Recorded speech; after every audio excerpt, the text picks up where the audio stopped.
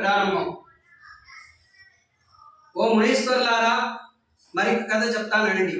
పూర్వకాలంలో ఒకానొక కాశీ నగరంలో ఒక బ్రాహ్మణుడు ఉండేవాడు. అతడు మిగుల దరిద్రుడు అవటం వల్ల ఆకలి బాధలచే పీడింపబడుచు దేశమంతా కూడా సంచరిస్తూ తిరుగుతూ ఉండేవాడు. భగవంతుడికి బ్రాహ్మణుడు అంటే మహా ఇష్టం.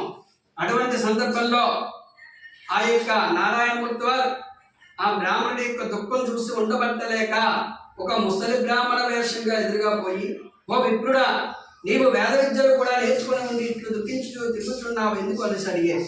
ఓ ప్రభు, మహానుభావులాగా ఉన్నారు, ఎవరో వేద పండితుల్లాగా ఉన్నారు, ఏం చెప్పమంటారు, ఎంత కష్టపడినా నా పట్ట పోసకుండా సాధ్యం కాకున్నది, ఇందులో ఏదైనా ఉపాయం చెప్పి అనుగ్రహించండి మహానుభావ అనేసి వేడుకున్నారు. వేడుకున్నట్టునే ఓ బ్రాహ్మణుడా, విచారపకము, నీవు సత్యనారాయణ మూర్తి వారికి వ్రతం చేస్తే తప్పకుండా నీకు కష్టాలన్నీ తొలగిపోతాయి సుమాని వ్రత విధానం కూడా చెప్పి అక్కడికక్కడే అంతార్థమైపోయినమాట ఆ బ్రాహ్మణుడు.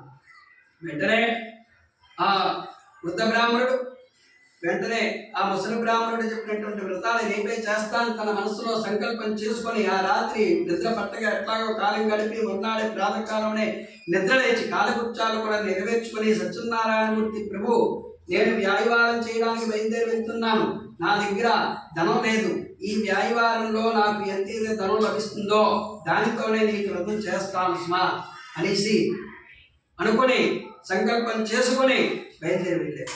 ఆ రోజు వ్యాయవారంలో చక్కగా ధనం ఇచ్చిన వాళ్ళు ధనం, వస్తువులు ఇచ్చిన వాళ్ళు వస్తువులు, కొబ్బరికాయలు ఇచ్చిన వాళ్ళు కొబ్బరికాయలు, అరటిపళ్ళు ఇచ్చిన వాళ్ళు అరటిపళ్ళు, అలాగే గోధుమలోకి ఇచ్చిన వాళ్ళు, ఇలాగా ఈ రకంగా వ్యాయవారంలో వచ్చింది బ్రాహ్మణుడికి.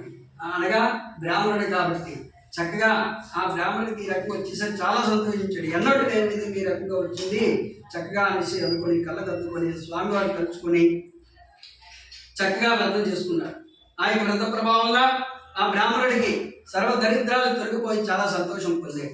అది మొదలు బ్రాహ్మణుడు ప్రతి నెల కూడా విడవకుండా సత్యనారాయణ మూర్తి వారికి వ్రతం చేయడం వల్ల మహా ఐశ్వర్య సంపన్నుడు అవడమే కాకుండా అతడు చేసినటువంటి పాపాల నుండి కూడా విముక్తి పొందిన వాడయ్యాను అనే రకంగా చెప్తుంటే మళ్ళా సౌనకాల మహర్షులందరూ కూడా అడుగుతున్నారు, ఓ సూత మహర్షి, ఆ బ్రాహ్మణుని వల్ల విని ఇంకా ఎవరి వ్రతం ఆచరి